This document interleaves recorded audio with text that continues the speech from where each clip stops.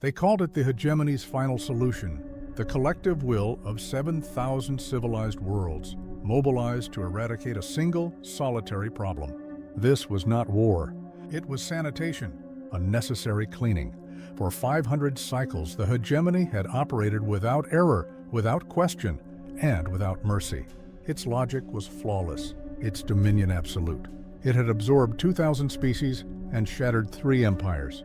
Its supreme law was the elimination of chaos, and chaos in its purest, most infuriating form was a human.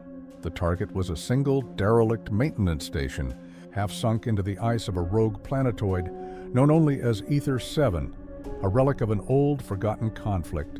And inside that relic was a ghost. The Armada was not there to fight. It was there to observe the total, overwhelming destruction of the entity known in their databases only as Cain, General Vex. A 4-limbed Cathar, his scaled hide the color of deep space, stood rigid on the bridge of the flagship Indomitable.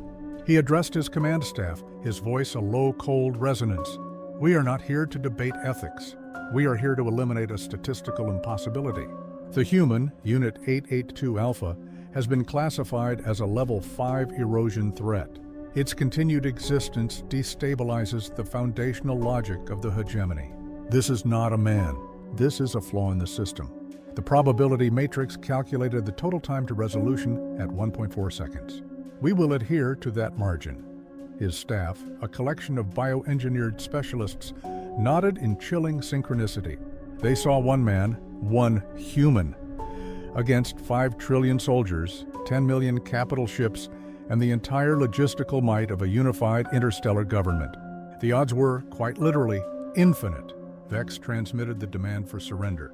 A ceremonial message, of course. It took less than a millisecond to reach the station. The human's response took longer. 4 seconds. The message was one word, transmitted on a hijacked military frequency, played through every speaker in the massive Cathar flagship. No, General Vex was confused. Not angry yet. Confusion was far worse. It was mathematically absurd. It showed no understanding of power dynamics. It was, in a word, unacceptable. Vex ordered the first phase, a localized energy strike to atomize the maintenance station. Nothing complex, but before the weapons could fire, a sudden blinding light erupted from the planetoid. Not a weapon, just light. The derelict station's docking bay doors violently blew outward. Not in destruction, but in ejection, revealing a single, patched-up human fighter ship. The human Cain was not waiting to be destroyed. He was leaving. His vessel, the Icarus, was a cobbled-together ruin of salvage parts. It had no shields. It had no long-range weapons. It had a hull so thin the hegemony sensors dismissed it as space junk. They logged it as a temporary comet formation. Vex's deep, guttural laugh was a sound rarely heard. It was grating. He runs. Announce the victory. Send a single destroyer to collect the debris. And that was the first miscalculation. Cain wasn't running. He was performing a scout run, launching himself directly into a high-speed, chaotic asteroid field. The hegemony destroyer that went after him, the Vengeance of Krill, was a marvel of engineered supremacy. The chase began. The Krill was faster, cleaner, and armed with enough firepower to crack a terrestrial moon. But Cain wasn't fighting the ship. He was fighting its protocol. He flew a precise, calculated path toward a hidden, unstable gravity singularity. A dead pulsar that emitted only localized, lethal gravitational tides. The Krill's advanced automation systems were designed to keep it a precise, safe distance from all known gravitational hazards. Cain, in the middle of this high-speed asteroid pursuit, transmitted a simple 2-line override code. The code did nothing to the Krill's weapons or engines. It merely inverted the destroyer's automated trajectory correction systems. The hegemony relies so heavily on automation, on the assumption of perfection. The human-coded joke was a catastrophic logic error. The Krill instantly calculated that the safe path was the deadly path, pulling the massive ship instantly into the singularity. General Vex stared at the empty space where his destroyer had been. The probability matrix had been wrong. The time to resolution was not 1.4 seconds. It had just hit 7 minutes and 42 seconds, and the hegemony had lost the first piece.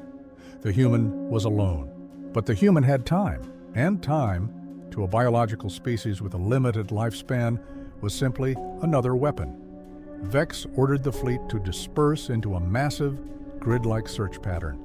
Their standard procedure was to blanket an area. The hegemony cannot comprehend that Kane could be hiding in plain sight. The search was long and suspenseful. The vast emptiness of space contrasted with the frantic, unsuccessful searches of the Armada. Kane began his sabotage campaign not against ships, but against minds. He didn't destroy anything. He broadcast a looping audio clip onto a minor hegemony comm frequency, a children's nursery rhyme from Earth, but distorted, slowed, and run backward. This unnerved the alien crew, who had no emotional context for the sound. They reported it as a targeted sonic weapon. Simultaneously, he subtly corrupted the food replicators on a handful of hegemony transports, giving the crew harmless but profoundly disgusting side effects: the taste of iron, the texture of sand. The hegemony crew reported it as biological warfare, demanding immediate quarantine. Vex dismissed the pranks as a low-level psychological attack, but the sheer pettiness of the human confuses his logical mind. He called for a full quarantine and security review. This diversion costs the hegemony hundreds of crucial man-hours and logistical delays. The paranoia began to spread. Kane finally targeted a system that matters. He didn't destroy the hegemony's energy storage depot.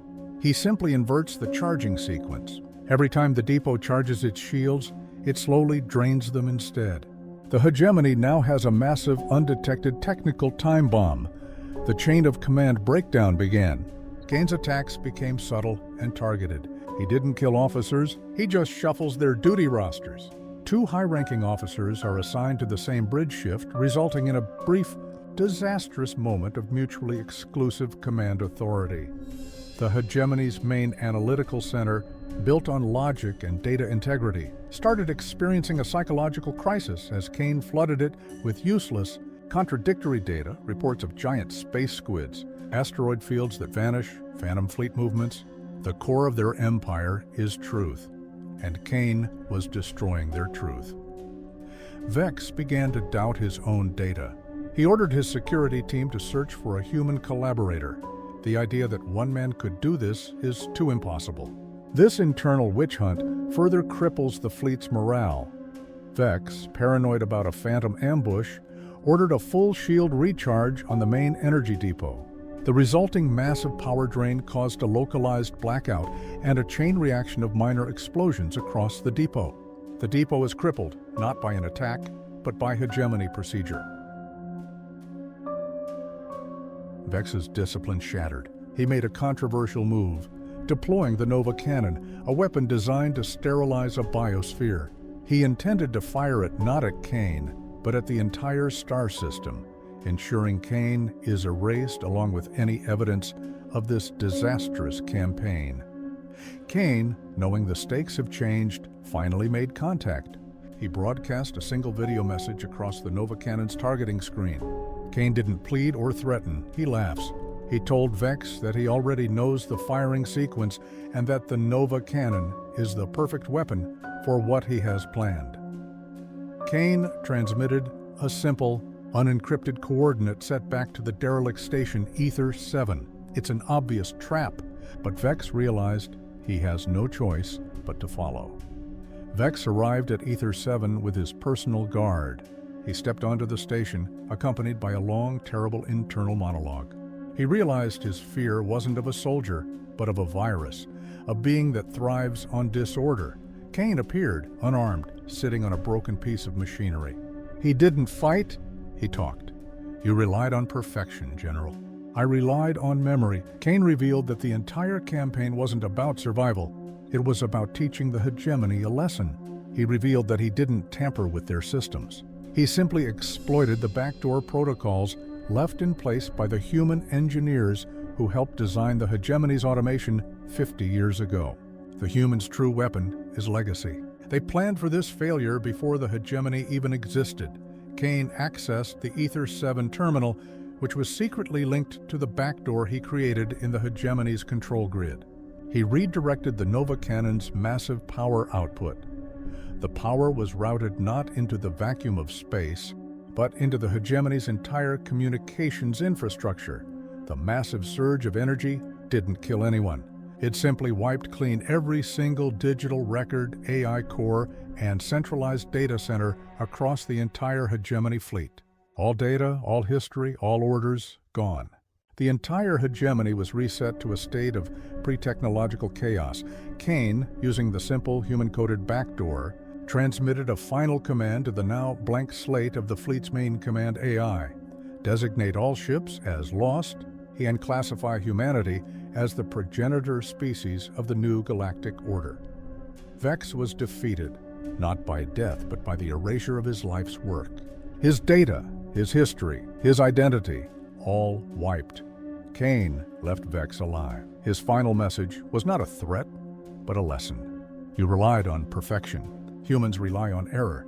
We build backdoors into everything, including ourselves. You didn't fight a man, General. You fought the ultimate outcome of chaos theory. Kane walked away into the star system, a single figure alone in a paralyzed armada. The remaining hegemony crew began to realize they had no orders, no maps, no history.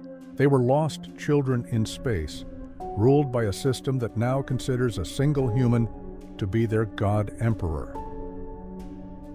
The hegemony fleet began to scatter, their perfect order shattered by a single, simple, human mistake. The assumption that something so vast could be so simple. The galaxy now belonged to one man, not through conquest, but through silence. And every species learned the greatest, most terrifying truth of all. The one human against the galaxy didn't want to destroy the hegemony. He just wanted to reboot it.